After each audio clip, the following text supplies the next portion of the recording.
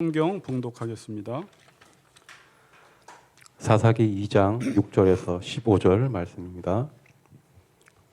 전에 여호수아가 백성을 보내매 이스라엘 자손이 각기 그들의 기업으로 가서 땅을 차지하였고, 백성이 여호수아가 사는 날 동안과 여호수아 뒤에 생존한 장로들 곧 여호와께서 이스라엘을 위하여 행하신 모든 큰 일을 본 자들이 사는 날 동안에 여호와를 섬겼더라. 여호와의 종 눈의 아들 여호수아가 110세에 죽음에 무리가 그의 기업의 경내 에브라임 산지 가스산 북쪽 딥낫 헤레스에 장사하였고, 그 세대의 사람도 다 그 조상들에게로 돌아갔고, 그 후에 일어난 다른 세대는 여호와를 알지 못하며 여호와께서 이스라엘을 위하여 행하신 일도 알지 못하였더라.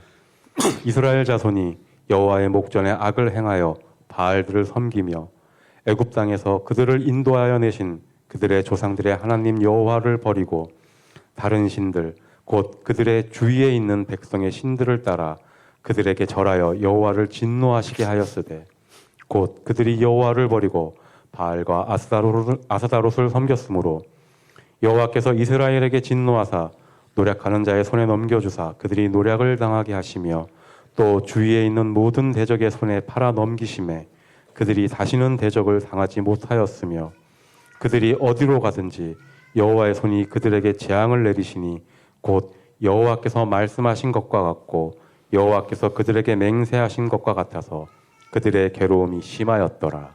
아멘. 네, 아멘. 감사합니다. 사사기서 말씀이 어떻게 여러분 힘드세요? 우리의 죄를 계속 봐서 이렇게 편치는 않을 텐데, 우리 김준영 집사님 기도처럼 이게 우리의 말씀의 거울이 되어서 그 시대나 오늘 이 시대나 인간의 죄의 본성을 갖고, 또 그래서 이들의 잘못된 전철을 밟지 않기 위해서 여러분들이 말씀을 통해서 늘 우리를 점검함으로 더 기쁘게 하나님을 섬기시기를 바랍니다. 자, 오늘 제목은 행복은 어디서 오는가라는 제목을 좀 잡아봤고요. 실은 이제 전체 내용은 여호와를 섬긴다는 것의 의미가 무엇인지를 우리가 생각하면서 여호와를 섬기는 것이 왜 행복인지와 여러분들이 연관시켜서 좀 말씀을 들어주셨으면 좋겠습니다. 옆 사람과 인사합시다. 여호와를 온전히 섬깁시다. 이렇게 인사합니다. 네, 네. 자, 우리가 성경을 보다 보면 하나님이 우리에게 다가오시는 모습이 여러 모양이 있어요. 여러 방법이 있습니다. 수련회 때 수로보니게 여인에게 찾아오시는 예수님은 어땠어요? 냉정해 보이셨죠. 그럼에도 불구하고 그 여인의 믿음을 테스트하셔서 결국은 그 여인을 고쳐주시는 모습을 보았고, 누가복음에 나오는 삭개오를 보면 먼저 예수님이 알아보시고 그분에게, 삭개오에게 다가가시는 분, 또 현장에서 가늠하다 붙잡힌 여인은 용서하시는 분으로 다가오시고, 또 바리새인과 여러 유대 지도자들 앞에서는 되게 무섭고 욕하시는 냉정한 모습으로 가끔 예수님이 찾아오시기도 하십니다. 그리고 구약 성경에서 이스라엘 백성들이 애굽에서 고통을 당할 때는 하나님이 그 신음소리를 들으시고 그 고통에서 구원하시는 구원자로 다가오기도 하십니다. 자, 그런데 오늘 본문을 보면 여러분들이 알겠지만 잘 모르실 수 있겠는데, 오늘 본문을 보면 아시게 될 거예요. 오늘 본문은 아주 수학적인 공식 같아요. 자로 정확히 잰 듯한 수학적 공식입니다. 그리고 이 모든 공식 안에서 성경 말씀이 풀려나가고, 특별히 사사기서는 이 공식대로 사사기서가 진행이 됩니다. 그래서 오늘은 아주 하나님이 정확하고 논리적이고 수학적으로 찾아오시는 하나님을 보게 됩니다. 언제 하나님이 이렇게 수학적으로 다가오시는지 아세요? 하나님의 언약을 말씀하실 때 특별히 이렇게 다가오세요.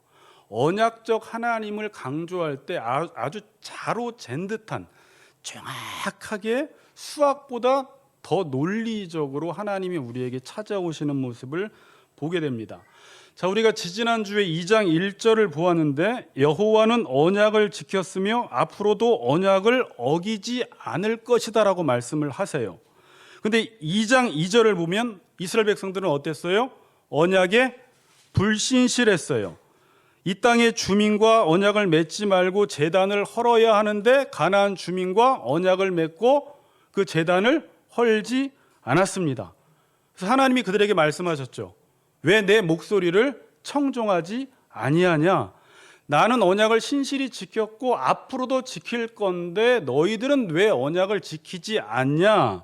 그래서 이에 대한 여호와의 말씀은 가나안 주민이 너희 옆구리에 가시가 되고 올무가 되는 것입니다. 가나안 땅에서 결국은 고통을 당하고 저주를 받는 삶을 살아가게 된다라는 거예요. 자, 결국 이스라엘 백성들은 공간적으로는 가나안 땅에 갔습니다. 그렇죠. 공간적으로는 젖과 꿀이 흐르는 땅을 갔는데 젖과 꿀을 맛보지 못해요. 그리고 마치 애굽에서 살았던 때처럼 살아가요. 그러니까 종이 돼서 살아가는 것입니다.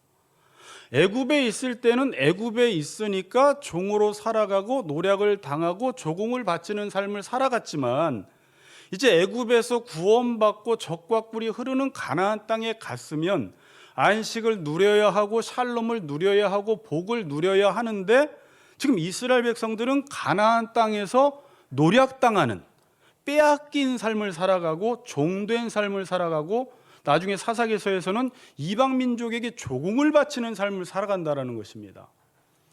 가나안 땅에 들어왔다고 해서 다 가나안 땅이 되는 게 아니구나라는 것을 사사기서는 지금 이야기를 하고 있어요. 자, 그다음에 오늘 살펴본 6절부터 15절의 구조를 제가 여러분 카톡방에 올려드렸습니다. 이게 공식인데 너무 쉬운 공식이에요. 앞에 한번 띄워주세요. 눈으로 한번 보세요.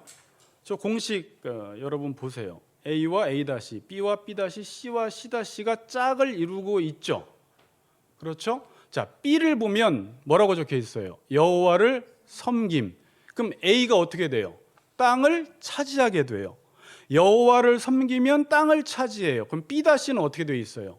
가나안 신들을 섬기면 A-가 노략당하는 이스라엘, 땅을 빼앗겨요. 간단한 공식이에요.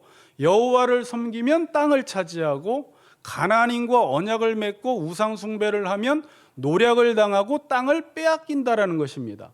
이건 앞으로 역사서 속에서 계속 보여주고 있어요. 언약을 신실하게 지키는 다윗이나 솔로몬 시대에는 땅이 넓어지고 하나님의 언약에 불성실한 왕들이 통치할 때는 이방인들로부터 노략을 당한다라는 게 정확하게 이 공식대로 흘러가고 있다라는 것입니다. 자, 여러분, 우리가 여기서 뭘 알 수 있냐면 가나안 땅에 들어간다고 해서 다 가나안 땅이 되는 것이 아니구나라는 것을 알 수가 있어요. 여러분, 우리가 예수 믿으면 복을 받는데 왜 복을 받죠? 교회 가니까 복을 받는 게 아니에요. 작은 교회 간다고 복 받는 것도 아니고 큰 교회 간다고 복을 받는 것도 아니에요. 하나님의 복은 우리에게 어떻게 와요? 하나님의 언약을 따라 살아갈 때 그 언약이 우리에게 이루어짐으로 복을 받는 거예요.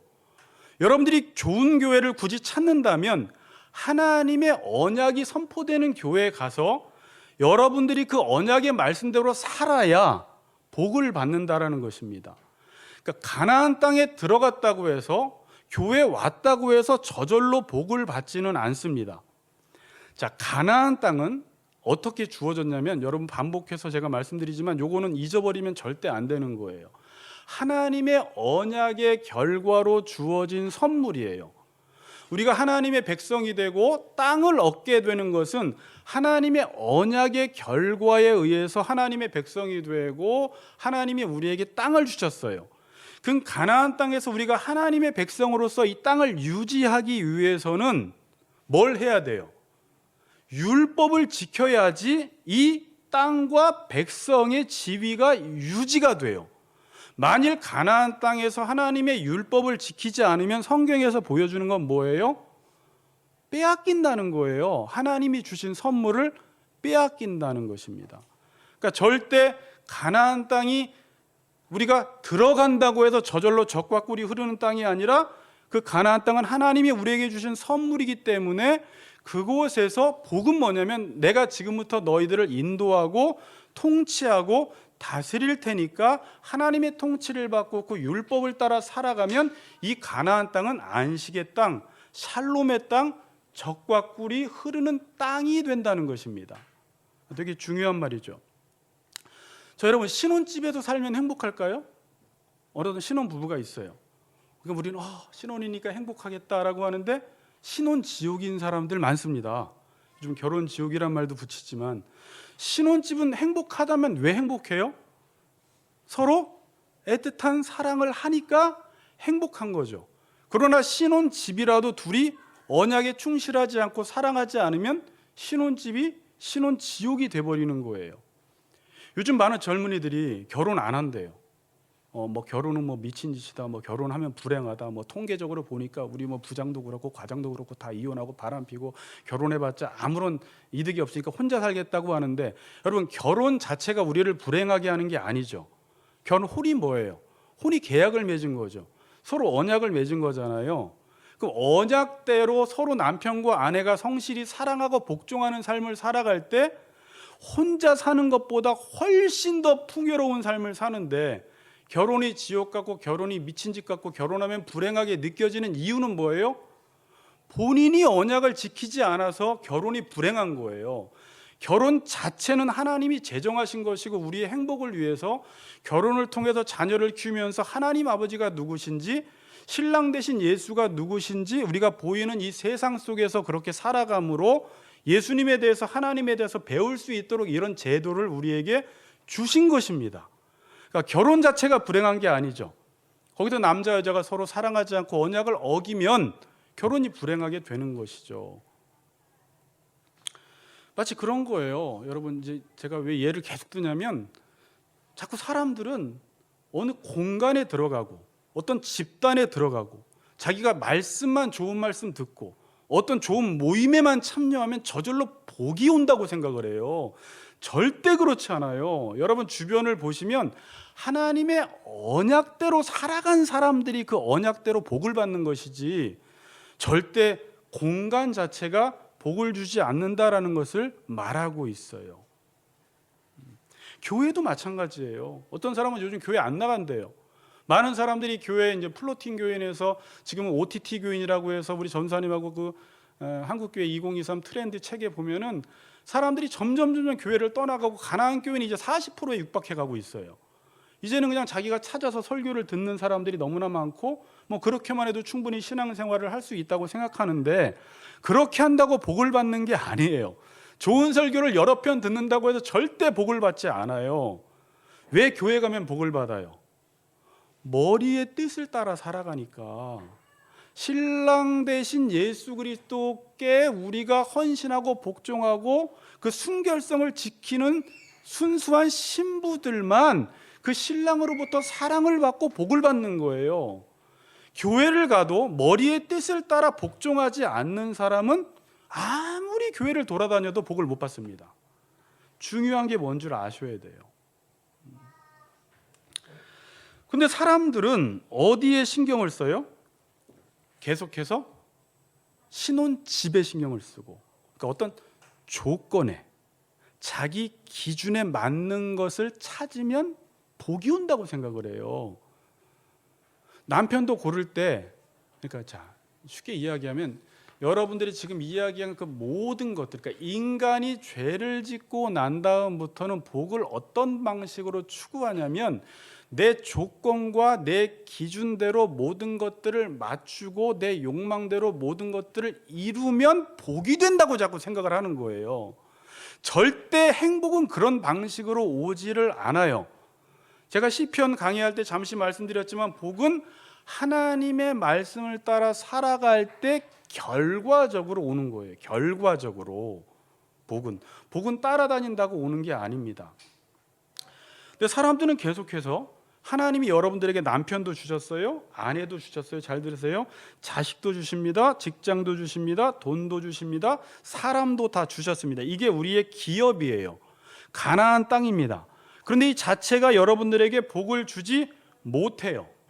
만일 사람들은 이 모든 대상들과 관계들이 내 기준에 맞고 내 조건에 맞으면 복이 된다고 생각해서 그 자기의 기준과 조건을 맞추기 위해서 열심히 살아가는, 그것이 가나안인과 언약을 맺은 거예요. 이게 우상숭배라고 하고, 뒤에서 이게 바알을 섬기는 거예요. 이게 자기를 섬기는 거예요. 그러니까 하나님의 언약에 신실한 게 아니라 내가 이렇게 하면 잘 살겠지라는 자기 기준과 조건을 정해놓고 남편은 키가 커야 되고 직장은 일해야 되고 우리 아들은 자녀는 일해야지 행복할 거야라고 해서 언약보다 그 일에 더 신경을 쓰면서 살아가는 게 가나안인과 언약을 맺어버린 거예요. 제단을 헐어버리지 않은 거예요. 그러니까 하나님이 너 왜 내 목소리 청종하지 않냐? 너희들 계속 그렇게 살아가면 복임이 된다. 통곡하는 자가 된다라고 지금 말씀하고 계시는 것입니다. 그럼 어떻게 해야지 가나안 땅이 가나안 땅이 됩니까? 모든 영역에서 하나님의 언약의 말씀대로 살아가야 돼요. 여러분, 아무리 여러분들이 좋은 조건들이 있고 여러분들의 기준에 맞췄는데 어느 날 허무함을 느끼는 건 뭐냐면 어느새 내가 그것들을 다 누리지를 못해요. 남편과 자녀와 대인관계와 직장과 돈을 내가 누리지를 못해요. 노략을 당한다라는 것은 이 기업을 다 빼앗겨 버리는 거예요. 그리고 그것의 종이 돼 버려요. 남편의 종이 되고 자녀의 종이 되고 내가 돈을 위해 살았는데 돈의 종이 되는 거예요. 자, 이것 좀 이해 잘 하셔야 돼요. 지금까지 배운 거 중요한 거 많은데 오늘 이 공식이 너무 중요해서, 왜냐하면 이 공식대로 성경이 풀려나가기 때문에. 근데 지금 많은 한국교회 교인들의 생각에는 이게 복이 아니라고 생각을 해요. 어떻게든지 교회를 가도 내 기준에 맞춰서 하나님으로부터 그것을 얻으려고 해요. 그런데 그렇게 살아가면 얻기는 얻는데 누리지 못한다고요. 그것들을 자기가 그것의 종이 된다고요. 노략을 당한다고요. 재앙을 당한다고요. 나와 맺은 그 기준대로 이루어졌는데 그것이 나에게 재앙이 돼버려요. 이 성경의 원리예요. 그럼 어떻게 된다고요? 언약 말씀대로 살아가야 된다라는 거예요. 자, 이 말을 제가 이제 에베소서를 공부했으니까 쉽게 풀게요. 그 대상과 관계를 맺을 때 내 기준에 맞추려고 하지 말고 그 대상에게 내가 언약을 신실하게 이행을 해야 돼요. 의무를 감당하고 책임지는 삶을 살아가야 됩니다. 자, 간단하게 적으면 남편과 아내는 사랑하고 복종해야 돼요. 자녀를 노엽게 하지 말고 주의 교훈과 훈계로 양육을 해야 돼요. 다른 것보다 제일 중요한 거예요. 그 다음에 돈은 사랑하면 안 되고 어떻게 해야 돼요? 다른 사람들을 위해서 잘 사용해야 돼요. 직장에 가서는 그 일을 통해서 내가 부자 되려고 하지 말고 그거는 부스러기고 그 일을 통해서 하나님의 뜻을 이루어야 돼요. 직업관을 가지고. 그리고 여러분들이 만나는 사람들이 있으면 내게 이익이 되나 안 되나 사람 골라서 만나지 말고 그 사람들을 섬기기 위해서 만나라는 거예요. 이게 하나님의 언약대로 살아간다라는 말이 추상적인 말이 아니라 모든 관계와 대상 속에서 내가 책임과 의무를 다하는 삶을 살아라 라는 게 에베소서 3장부터 나왔던 말씀이잖아요. 그래야지 창세전에 있던 하나님의 그 계획이 경륜이 이 땅 가운데 이루어진다라는 것입니다. 그러니까 하나님의 언약대로 산다라는 게 너무 구체적이죠. 이따가 끝나고 교리 공부 창조를 배우지만 창조가 이런 내용이에요. 창조가 뭐 이상한 내용이 아니에요. 하나님이 말씀으로 선하게 창조한 세상에서 그 말씀을 따라 살아가면 내가 선을 이루게 되어서 그 관계와 질서를 대로 살아가면 나를 통해서 하나님이 누구신지 드러나는 삶을 살아가는 거예요. 그럼 가나안 땅을 차지하게 돼요. 자녀도 누리고 남편도 누리고 아내도 누리고 직업 생활하는 게 너무 행복하고 직장 생활하는 게 내 주변에 있는 사람들과 함께 지내는 게 너무 행복한 거예요. 이게 하나님이 주시는 복이에요. 이게 전도서에서 말하는 선을 누려라가 낙을 누려라. 낙이라는 말이 선을 누리는 거예요. 그 모든 관계와 질서 속에서 그 낙을 누리는 삶을 살아가는 것입니다. 자, 다시 반복합니다. 여호와를 섬기면 뭐라고요? 땅을 차지하고, 가나안 신들을 섬기면, 이게 다시 말하면 자기를 섬기면 땅을 빼앗긴다는 거예요. 여호와를 섬기면 땅을 차지하고 자기를 섬긴다는 게 뭔지 알겠어요? 자기 기준과 조건의 모든 대상들을 맞추려고 하는 거예요. 그러면 가나안 땅 다 잃어버린다는 것입니다. 아무리 큰 집에 살아도 불행하다라는 거예요. 자, 그럼 우리가 여기서 어떻게 마음을 드시면 돼요? 어떻게 마음 먹으면 돼요? 공식이 나왔어요. 답이, 인생에 답이 없는 게 아닙니다. 그러면 가나안 신들을 섬기지 말고 내 기준에 모든 걸 맞추지 말고 하나님을 섬기면 되겠네라고 해서 여러분 지금부터 하나님 섬겨서 모든 관계 속에서 이 언약대로 살면 되는데, 또 나가면 뭐 한다고요? 오답 찍는다고요. 지금 이 설교를 들어도 나가면 이렇게 안 살아요. 또 오답을 또 찍어요. 또 자기 기준에 모든 걸 맞추려고 하는 거예요. 모든 분야에서, 모든 영역에서. 그럼 어떻게 된다고요? 땅을 빼앗긴다고요. 빼앗긴다고 말하는데도 사사기서는, 오늘 본문 다음 본문을 집에 가서 꼼꼼하게 읽어보세요. 이해가 안 되는 말들이 계속 나와요. 또 구원해주면 사사가 죽으면 더 악을 행해요. 이게 사사기서예요 지금. 근데 그게 지금 우리의 모습인 거예요. 왜 이런 일이 발생할까요?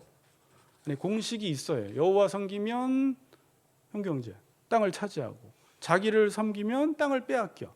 공식이 나왔네요. 근데 왜 계속해서 자기를 섬기고 가나안 신들을 섬기는 것이죠? 아까 구조가 가운데 뭐가 있었어요? C가 여호수아가 죽어버렸어요. 그 다음에 여호수아 세대가 죽어버렸다라는 거예요.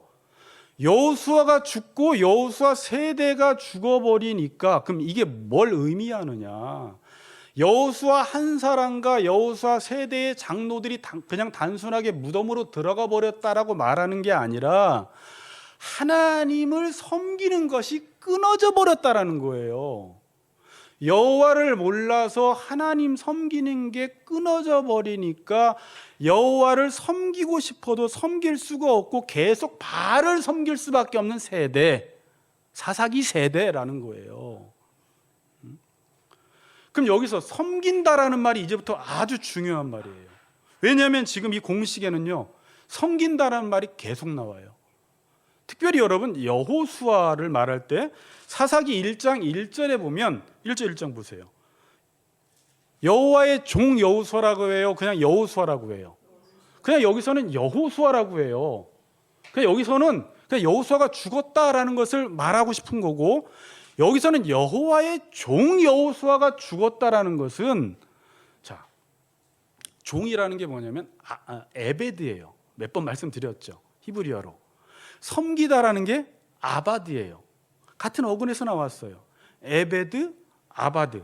섬긴다라는 거예요. 예수님이 이 섬기로 이 땅에 오신 거예요. 섬긴다라는 건 뭐죠? 하나님이 우리에게 말씀하실 때 그 말씀을 잘 듣고 그 말씀대로 사는 게 하나님을 섬기는 거였어요. 그럼 여호수아와 모세도 종이라고 표현을 했는데, 여호수아 세대는 뭐 했다는 거예요? 하나님이 이렇게 말씀을 하시면, 여호수아 우리가 살펴보았지만 그 말에 순종을 해서 하나님을 섬겼어요. 하나님을 섬기니까 하나님의 큰 일을 보게 돼요.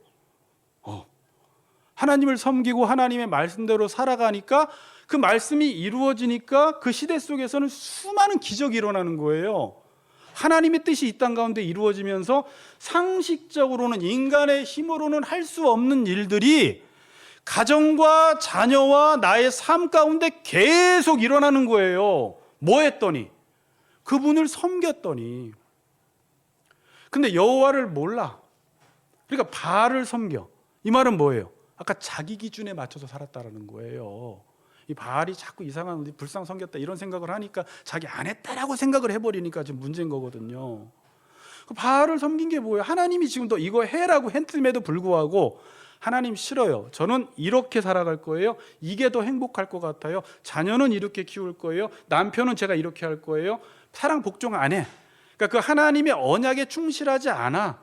하나님의 말에 청종하지 않아. 그 인생이 불행해지는 거예요. 그러니까 바로 하나님 섬기지 않으니까 바로 바알을 섬겨버려요. 그러니까 사사기 기자는 하나님을 섬기지 않으면 이스라엘 백성들은 지금 우리처럼 교회만 나오면 자기 기준대로 살아도 자기 스스로는 하나님의 백성이요, 나는 오늘 예배를 드렸고 하나님을 섬겼다고 생각을 하는 거예요. 하나님이 평가할 때는 너는 하나님 버렸어 그러는 거예요.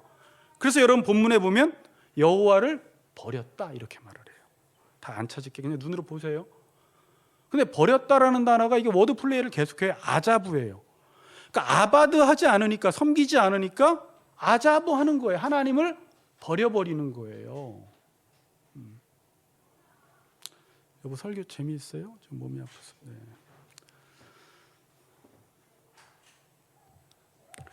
중요해요. 네. 이스라엘 백성들도 여호와를 섬기면 땅을 차지하고 가나안을 섬기면 땅을 빼앗긴다라는 것을 알았어요. 하나님으로부터 들었어요. 부모로부터 그 당시에 뭐 신앙 교육을 배웠겠죠. 당연히 이것도 우리 다 신앙 교육 하잖아요. 그렇다고 지금 그렇게 살아가나요? 그럼 왜 그런 거예요? IQ가 뭐 60이라 그래요? 아니 IQ들 다들 뭐 130, 140 좋은데도 또 바알을 섬기는 거예요. 그럼 여기서는 오늘 그 핵심을 뭐라고 해요? 여호수아 세대가 죽고 그 장로 세대가 죽었는데 그 다음 세대는 뭘 몰라? 여호와를 몰라. 여호와를 모른다라는 것은 교회 나가서 여호와의 이름을 안 부른다는 것도 아니고 지식적으로 성경을 공부 안 한 것도 아니고 뭐 신학 대학원을 나올 수도 있고 교리 공부를 다 할 수도 있고 하이델베르크를 다 공부할 수도 있어요. 근데도 여호와를 모를 수 있어요. 안다라는 말이 야다, 체험적으로 경험적으로 모른다라는 말이에요. 지금 체험적으로. 그러니까 이 말이 무슨 말이에요? 하나님의 말씀대로 살아가면, 하나님의 언약대로 살아가면, 모든 관계 속에서 의무와 책임을 다하면 땅을 얻는다라는 것을 모르는 거예요. 아시겠어요? 가나안 땅이 내 땅이 되고 내 주변에 있는 모든 것들을 내가 누린다라는 것을 몰라서, 이게 여호와를 모르니까 또 말씀을 들으면 자기 기준의 모든 걸 또 맞추려고 하는 거예요. 그러니까 이 사람 보니까 여호와를 모르는구나라고 성경은 평가해버려요. 여호와를 알면 여호수아 세대는 무슨 일이 있어도 하나님 말씀에 순종을 해요. 그러면 땅을 차지하게 돼요. 기적이 일어나요. 여리고 성이 무너져요. 31명의 왕들을 치게 되는 거예요. 철병거까지 치게 돼요. 그 대표적인 인물이 갈렙이었잖아요. 하나님을 온전히 따랐다라고 하잖아요. 여호와를 섬기면 자녀와 남편과 아내와 직장과 모든 사람들, 돈, 하나님이 필요한 만큼 주신다는 거예요. 여호와를 섬기면 실제로 여호와의 복된 언약이 내 삶 속에 이루어진다는 것입니다. 그런데 사사기서에서는 그럼에도 불구하고 계속 이방신을 섬기는 것입니다. 여호와를 모르니까 섬기지 못합니다. 그러니까 아까 7절 읽어봅시다. 곧 여호와께서 이스라엘을 위하여 행하신 모든 큰 일을 본 자들의 사는 날 동안에 여호와를 섬겼더라. 큰 일을 보니까 여호와를 섬기고요. 여호와를 섬기면 큰 일을 봅니다. 그러니까 제가 말하는 큰 일은 지금 여호수아서에서는 땅을 얻고 뭐 여리고성이 무너지고 뭐 왕들을 물리치고 이렇게 나왔는데, 이건 우리에게 어떻게 적용을 해야 하냐면, 우리에게 큰 일이 뭘까요? 사도행전 2장 11절도 헤르만 바빙크가 하나님의 큰일이라는 책을, 어려운 책을 썼는데 오순절날 성령이 임한 사건을 보고 하나님의 큰일이라고 했거든요. 큰일을 본다는 게 뭐예요? 여러분 인생 속에 예수 믿고 가장 큰일이 뭘까요? 여러분, 자꾸 우리가 말씀은 들었는데 뭐가 안 돼요? 언약대로 못 살죠. 그리고 자꾸 자기 기준대로 모든 것들을, 조건들을 갖추려고 하죠. 그럼 이 안에 내 속사람이 바뀌어야 되잖아요. 큰일은 뭔지 아세요? 자기의 죄성과 자기 자신이 극복이 되는 거예요. 아무리 마음 먹어도 언약을 지키려고 해도 또 내 기준대로 살아가는 게 인간이 죄 때문에 그래요. 그래서 하나님 말씀에 순종하지 못하고 땅을 차지 못하는데, 오순절날 성령이 임한 사건은 우리의 속사람을 완전히 새롭게 하셔서 하나님 말씀에 순종할 수 있도록, 말씀을 지킬 수 있도록 하는 영이거든요. 무엇이? 성령이. 그러면 여러분, 우리에게 지금 일어나는 큰일이 뭔지 아세요? 내 안에 날마다 하나님께서 나의 죄를 극복하게 만드셔. 나를 위해 살고 싶은데 저 사람을 섬길 마음을 주셔. 아내를 그냥 억압하고 싶은데 아내를 사랑하고 싶은 마음을 줘요. 직장 속에서 돈을 위해 살지 않게 하고 직장에서 책임감 있는 삶을 살도록 하나님이 만드세요. 사람들을 보면 어떻게 나에게 유익이 될까를 생각하지 않고 어떻게 저 사람을 위해 내가 십자가를 질까를 생각하는 건 하나님의 큰일이라는 거예요. 여러분 안에 그러한 일들이 생기면 지금 여러분들이 하나님께서 놀랍게 역사하신다라는 거예요.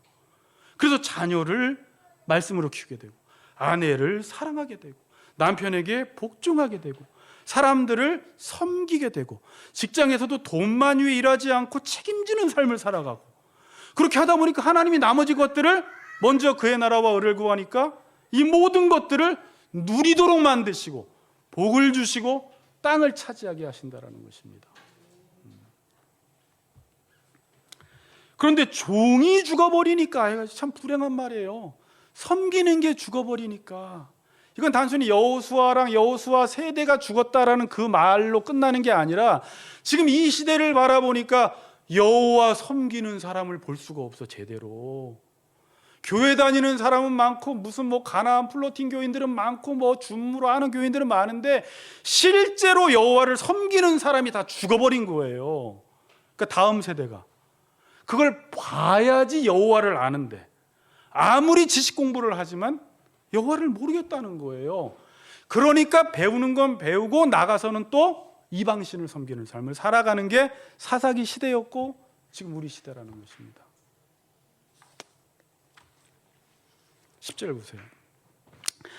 그 세대 사람도 다 그 조상들에게로 돌아갔고 그 후에 일어난 다른 세대는 여기 여호와를 알지 못하며 여호와께서 이스라엘을 위하여 행하신 일도 알지 못하였더라. 이 다른 세대는요, 여러분 세대는 다를 수밖에 없어요. X세대, Y세대, 뭐 MZ세대, 지금 뭐 알파세대? 세대는 다를 수밖에 없고 먼저 태어난 세대와 후세대는 사고방식이 다를 수밖에 없어요. 저는 이거를 같이 맞추자는 말이 아니에요. 맞출 수도 없어요. 시대 자체가 바뀌었기 때문에. 여기서 나오는 아헤르라는 단어, 다른 세대라는 단어는 질적으로 디퍼런트 다르다라는 거예요. 완전히 이질적이라는 거예요. 뭐에 있어서 뭐 컴퓨터를 모른다, 뭐 아날로그다, 디지털 이런 걸 말하는 게 아니라 여호와를 아는 세대와 여호와를 모르는 세대로 나눠진다라는 거예요. 지금 이 시대에 뭐 젊건 나이가 있건 목사건 장로건 권사건 그렇게 하나님의 율법을 따라 살아가면서 복을 누리지 못하는 것 보니까 여호와를 몰랐고 자기도 선조들로부터 그걸 보고 배운 게 없으니까 지금도 그렇게 살아가는 거예요. 양다리 걸쳐서. 왜? 여호와를 모르겠어.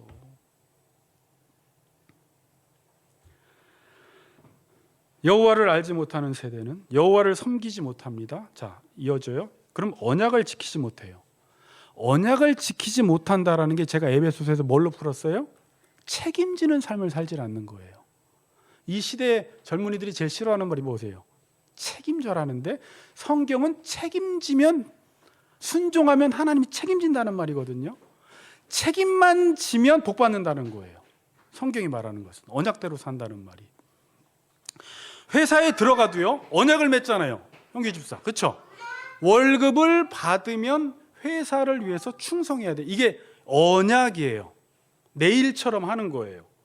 교회에 와도 하나님이 우리를 구원하셨으면 우리는 구원받은 자로서 십자가 지는 삶을 살아가야 돼요. 예수님이 그 길을 걸어가셨기 때문에.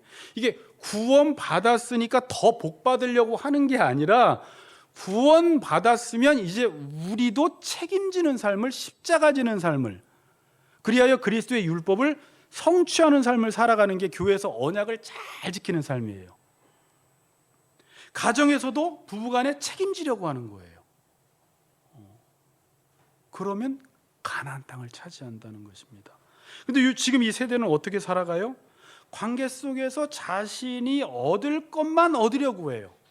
조건에 맞는 것만 찾아다녀요. 요즘 젊은 사람들 이야기 들으면 다 이렇대요. 하다못해 교역자들도 그렇대요. 하다가 마음에 안 들면 문자 하나 남겨놓고 간대요. 지금 엄지수님 일하다가도 그냥 말 한마디 하고 문자 하나 남겨놓고 그냥 아르바이트 그만둔대요. 힘들면 그냥 막 옮겨버려요. 1년 반만 다녀도 오래 다녔다 그러더라고요. 뉴스에서. 회사에다 일하다가 마음에 안 들면 너무 쉽게 다른 곳으로 가버려요. 교회 다니다가 힘들면 쉽게 다른 곳으로 가버려요. 사람 만나다가 힘들면 그냥 쉽게 끊어버리고 다른 사람 만나버리는 거예요. 책임지는 삶을 못하는 거예요. 떠돌이처럼 살아가는 거예요. 이게 나중에 단지파가 그래요. 하나님이 언약을 주셨으면 그 안에서 언약의 땅에서 책임지는 삶을 살아야 되는데 그 단지파가 그 땅을 버려버리고 방황하는 거예요. 이게 사사기 시대가 우리가 그러고 있는 거예요. 주신 게 있는데 방황하고 있어요. 여러분, 지금 이 시대는 철저히 개인주의 시대예요. 지금은 핵 가족이 아니라 핵 개인화라는 말을 거기 책에서 써요. 핵 개인화. 그러니까 개인이 우선이고 모든 판단 기준이 뭐냐면 개인이에요. 여러분, 이게 보통 무서운 말이 아니에요. 모든 판단 기준이 개인이다라는 말이 무서운 말이에요. 그럼 뭐 어떻게 되는 줄 알아요? 이게 자기가 하나님이 돼가지고요, 모든 것들이 다 자기한테 맞춰줘야 돼요. 부모도 나한테 맞춰야 되고, 교회도 나한테 맞춰야 되고, 학교도 나한테 맞춰야 되고, 공동체가 무너지는 거예요. 하나님의 언약이 다 깨져버리는 거예요. 그러니까 우리는 뭐 개인주의, 핵개인화 이런 것들을 쉽게 이야기하지만 그렇게 살아가다가는 여러분 바로 재앙당합니다. 성경에서 그래서 재앙을 당한다고 이야기를 해요. 여러분, 오케스트라를 하는데 당연히 지휘자에 의해서 만약에 뭐 바이올린을 하든지 첼리스트가 있든지 뭐 거기서 그 곡에 맞게 자기 자리에서 책임 있게 그 곡을 연주해야 되는데, 어떤 바이올린을 켜놓은 사람이 지휘자나 모든 악기들 보고 다 나한테 맞추라고 하면 우리 그 사람 보고 뭐라고 하겠어요? 정신병자구나 이렇게 알겠죠. 근데 우리가 지금 그러고 있어요. 모든 것들을 다 나한테 맞추라고 하면서 그걸 인권이라고 이야기를 해요. 사탄이 얼마나 교묘하게 일하는 줄 알겠죠. 수련회 때 양전사님이 이런 이야기했습니다. 요즘 젊은이들이, 특별히 젊은 사역자들이 30몇 %가 통계가 나왔는데 권위주의적인 것 때문에 교회 사역을 안 한다라는 거예요. 물론 권위자들이 잘못된 권위 때문에 그거에 신불이 나서 안 들어가는 것도 있지만 요즘 젊은 사람들은 그냥 권위 자체도 인정을 안 하려고 해요. 이게 얼마나 비성경적인 건지 몰라요. 자, 여러분, 권위는 하나님이 세우신 거예요. 하나님이 세상을 만드시고 관계와 질서를 만드시고 이 관계와 질서를 유지하기 위해서 권위의 자리를 세우셔서 그 권위자들을 통해서 하나님이 세우신 질서와 관계를 유지시켜 나가는 거예요. 그래서 권위에 순종하는 게 하나님께 순종하는 거예요. 권위에 순종하지 않으면 하나님의 질서가 무너져요. 그 내용이 어디 나와요? 로마서 13장 1절에 나와요. 띄워주세요. 각 사람은 위에 있는 권세들에게 복종하라. 권세는 하나님께로부터 나지 않음이 없나니 모든 권세는 다 하나님께서 정하신 바라. 그러므로 권세를 거스르는 자는 하나님의 명을 거스림이니 거스르는 자들은 심판을 자취하리라. 무슨 말인지 알겠어요? 하나님이 세우신 이 선한 질서를 유지하기 위해서 하나님이 정당한 권위를 부여하신 거예요. 그럼 권위자들은 그 권위자의 그 자리에 서서 사람들을 섬겨야 돼요. 그런데 목회자나 부모나 군대나 선배나 섬기기보다 우리는 윗사람이 되면 힘이나 권력으로 그들을 다스리고 억압하니까 사람들은 그냥 권위 자체를 부인해버리게 된 거예요. 그럼 우리는 어떻게 해야 돼요? 부인할 것이 아니라 다시 권위를 회복시켜야 되는 거죠. 부모가 부모의 자리에서, 목회자가 목회자의 자리에서 그의 권위를 가지고 잘 섬길 수 있도록 이걸 회복시켜 나갈 때 하나님의 창조 질서가 회복이 되는 것입니다. 권위에 대한 이해하셨어요? 권위 나쁜 게 아니에요. 권위에 순종하는 게 하나님께 순종하는 거예요. 여러분, 그 시대가 여호와를 알면 모든 권위와 모든 질서에 복종하고 모든 관계 속에서 섬기는 삶을 삽니다. 제가 지금 무슨 말하고 싶냐면 여호와를 안다라는 게 얼마나 포괄적이고 광범위한 것인지를 제가 말하고 싶은 것인데 여러분들이 지금 어떻게 이해하는 건지 모르겠어요. 여호와를 알면 모든 권위와 모든 질서에 복종하고 모든 관계 속에서 섬기는 삶을 사는 사람이 여호와를 안다라고 이야기를 하는 거예요. 여호와를 모르면 자신이 여호와가 되어서 모든 것들을 자기 중심에 맞춰버리는 거예요. 이 사람 보니까 여호와를 모른다라고 성경은 평가를 해요. 그럼 여러분, 이 여호와를 알려주는 일을 누가 해야 돼요? 그 어떤 기관도 못해요. 학교 못해요. 대학교 못해요. 서울대학교도 못해요. 하버드도 못해요. 이 교회는 오직 교회만이 할 수 있는 교회 고유한 사역이에요. 그러니까 교회가 바르게 서면 사회가 새로워져요, 여러분. 청교도들은 그런 인식이 있었어요. 하나님을 바르게 알면 학교가 새로워지고 공동체가 새로워지고 가정이 새로워지고 부부관계가 새로워지고 나라가 새로워져요. 모든 질서가 바로잡혀요.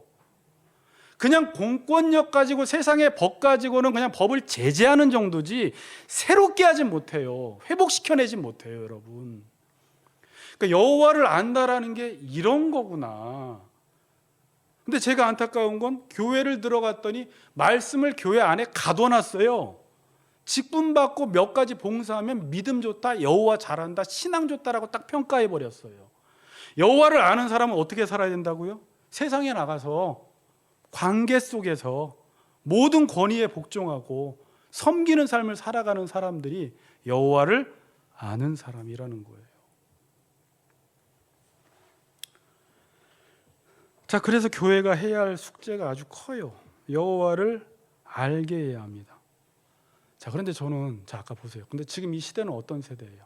철저히 개인주의, 개인화된 사회잖아요. 자, 근데 이 사람들에게 여호와를 알려줘야 돼요. 형규 집사. 개인주의적인 삶을 살아가는 사람들에게 여호와를 알려준다라는 건 극과 극이에요. 이해가 되세요? 여러분, 혼자 있는 거 좋아하고 관계 맺는 걸 싫어하는 사람한테 군대 가라, 그 말은 극과 극인 거예요. 군대는 공동체 생활이고 상명하달, 명령에 따라 복종하는 곳인데 혼자 있기 좋아하고 남과 관계 맺는 것도 전혀 싫어하고 이런 사람들에게 군대 가라는 말과 지금 개인주의적인 삶을 살아가는 사람들에게 여호와를 알라고 하는 건 말이 안 되는 거예요. 지금 우리가 그런 시대에 살아가는 거예요. 그러니까 지금 많은 교회들이 그 개인들에게 맞춰주자. 어느 정도 일리는 있어요. 그들이 일단 복음을 받아들여야 되니까 맞춰주는데, 맞춰주는 이유도 여호와를 알게 하기 위해서 잠깐 맞춰주어서 그들을 결국은 이 공동체로 끌어들여야 되거든요. 자, 교회는요, 통일성이 있지만 다양한 곳입니다. 자, 오늘 몇 가지 좀 공식이니까 들으세요.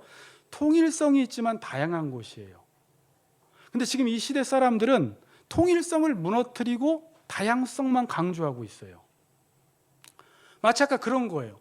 오케스트라에서 바이올린을 켜놓은 사람이 자기 마음대로 할 테니까 지휘자나 다른 악기 연주하는 사람들이 자기한테 맞춰달라고 하는 거예요. 그러니까 개인은 살아날지 모르지만 뭐가 무너졌어요? 오케스트라라는 공동체가 무너졌잖아요. 성경이 말하는 것은 네가 공동체 속에서 한 일원으로서 책임을 다하라는 거예요. 통일성도 이루어지고 너의 다양성도 이루어지는 게 교회인 거예요. 근데 지금 이 사회는 뭐예요? 다양성은 인정이 되는데 통일성이 무너져 버린 거예요.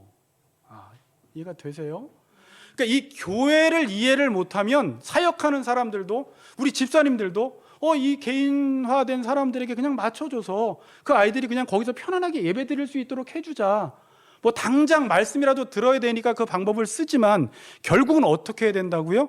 공동체에 들어와서 이 한 공동체가 이루는 궁극적인 목적을 위해서 자기가 가지고 있는 믿음의 분량대로 은사를 가지고 그 공동체를 섬겨나감으로 공동체도 세워지고 자기 자신도 세워지는, 이게 교회라는 거예요. 여기서 성숙이 일어나는 거예요. 근데 개인화된 사회 속에서는 절대 인간이 30살 먹건 40살 먹건 성숙하지 않고 유치원 아이들과 똑같아요. 다 자기 입맛에 맞게 해달라는 거예요. 또 그걸 맞춰줘. 근데 그렇게 하면 안 돼요. 당장은 편할지 모르죠. 근데 교회가 무너진다는 거예요. 그러니까 저는 지금 개인화된 이 사람들에게 여호와를 알려준다라는 게 얼마나 힘든지. 왜냐하면 아까 말대로 사역자들조차도 교회 잘 안 가려고 해요. 권위에 복종하려고 안 해요. 그리고 자기 입맛에 맞는 것만 찾아다니면서 자기의 기준에 맞지 않으면 교회고 뭐고 다 필요 없어요. 이런 사람들에게 어떻게 여호와를 알려줘요? 그러니까 우리가 수련회 때 토론한 것, 제가 얼마 전에 앞으로 결혼할 그 형제를 만나서 그 친구가 30살 조금 넘었지만 정말 했던 이야기가 저는 가슴에 남는데 뭐였어요? 모델이 나와야 된다는 거예요. 모델. 어떤 모델? 그 언약을 잘 지키고 관계 속에서 책임지는 삶을 살아가고 내 돈을 가지고 희생을 하고 선교지를 나갔을 때 내 배를 채우는 것보다 이 하나님 나라를 위해 사는 게 이렇게 맛있고 행복하구나라는 것을 그 청년은 맛봤던 거예요. 그러면 그렇게 남들을 위해 희생하고 언약을 지키고 책임을 지는 삶을 살아가면서 땅을 차지하는 부부나 선배들이 나타났을 때 밑에 후배들이 그걸 보면서 나는 그냥 개인주의적인 삶을 사는데 왜 이렇게 불행하지? 돈은 없고 직장은 얻는데 왜 이렇게 외롭고 쓸쓸하지? 왜 이렇게 인생이 의미가 없지? 그러는데 이 사람들 보니까 말씀대로 살아가는데 너무 행복한 거야. 다 잘 되는 거야. 그러니까 어떻게 해요? 저렇게 살면 되겠구나. 여호와를 삶으로 가르쳐주는 사람이 나타나야 되는 거예요. 그게 모델이 나타나야 되는 거예요. 그건 교회가 막 성장하기 시작해요. 그러니까 성장이라는 게 배우고 여호와를 아는 지식이 물이 바다를 덮은 같이 여호와의 영광을 아는 지식이 충만해지는 거예요. 그러면서 하나님께 예배드리고 그분의 언약 지키는 걸 즐거운 마음으로 지키는 거예요. 근데 마치 자기 혼자 헌신하고 희생하고 십자가 지면 마치 자기 혼자 오래 잘못 걸렸다고 생각하는 분위기가 교회 팽배하니까 어떻게든지 빠져나가고 누구는 봉사하고 누구는 안 하고 난 이번에 안 하니까 다행이다가 아니라 이게 무슨 의미인지 알고 하나님의 언약을 따라 살아가라고요. 목사 말 들으라는 말, 그러니까 목사 말을 굳이 듣는다면 목사가 그 언약을 말하면 들으라는 거예요. 나에게 복이 되니까. 오늘 너무 흥분하네. 자, 이렇게. 그리고 자기를 위해 살면 좋은 것 같았는데 땅을 빼앗긴다라는 거예요. 이게 참, 여러분 요즘 젊은 애들 그렇지 않아요? 자기를 위해 살면 다 좋은 것 같은데 외로워, 두려워, 자살률이 너무 많아, 힘들대. 그런데 방법이 그것밖에 없는 거예요.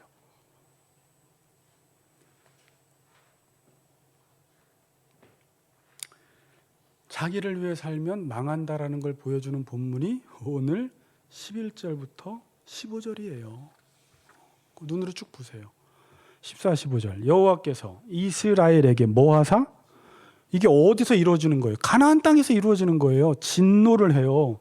노력하는 자의 손에 넘겨주고 이게 빼앗긴다는 말이에요. 있는 걸 다 빼앗겨 버려요. 하나님이 주신 선물을 다 빼앗겨 버려요. 노력을 당하게 하시며 또 주위에 있는 모든 대적의 손에 하나님이 팔아 넘기심에 그들이 다시는 대적을 당하지 못하였으며 그들이 어디로 가든지 여호와의 손이 그들에게 재앙 동그라미 재앙을 내리신 이 시대적으로 국가적으로 세계적으로 개인적으로 이러한 재앙들이 내리고 있어요. 지금 곧 여호와의 말씀하신 것과 같고 언약대로라는 말이에요. 여호와께서 그들에게 맹세하신 것과 같아서 하나님은 공식대로만 일하신다라는 거예요. 그들의 괴로움이 심하였더라. 누가? 이방 민족이 아닌 이스라엘 백성들이 가나안 땅에서 그랬다는 거예요. 성도들이 교회 안에서 재앙을 당하고 있다는 거예요. 현대인들을 보는 것 같지 않아요? 여호와를 버리고 바알을 섬기면 너무 좋을 줄 알아요. 행복할 줄 알아요. 근데 행복 지수가 계속 떨어져요. 15절에 재앙만 당하는 것입니다. 그렇다고 현대인들이 게으르게 살아갑니까? 열심히 살아가요. 피 튀기게 살아가요. 열심히 돈 벌어요. 잠도 자지 않아요. 그런데 결과는 바알을 섬겼기 때문에 모든 게 안 풀려요. 재앙을 당한다는 것입니다. 이 재앙이라는 단어가 라라는 히브리어예요. 뭐라고요? 라. 히브리어로 라. 근데 자 15절에 보면 여호와의 목전에 뭘 행해요? 악을 행하는데 똑같은 라예요. 똑같은 단어가 악을 행하면 재앙을 당한다는 거예요. 같은 단어인데 의미가 다르게 쓰였어요. 그러니까 악을 행하면 어떻게 된다고요? 악이 뭐예요, 여러분? 바알을 섬기는 거예요. 바알을 섬기는 건 뭐예요? 자기 기준과 자기 조건에 맞춰서 모든 걸 살아가는 거예요. 하다못해 교회도 내 조건에 맞춰줘야 된다는 거예요. 그게 악이라는 거예요. 그럼 이 사람의 삶은 어떻다고요? 노략을 당하고 재앙을 당한다라는 것입니다. 삶은 행복하고 싶은데 삶의 방식은 재앙당하는 방식으로 살아가요. 재미있죠? 나는 행복하고 싶은데 그 사람의 삶의 방식 자체가 행복한 삶의 방식이 아니야. 그런데 사람들은 이방신을 섬기는 이유가 뭐예요? 행복하려고 이방신을 섬기죠. 근데 하나님이 볼 때는 그렇게 살면 재앙당하는 삶의 방식이라는 거예요.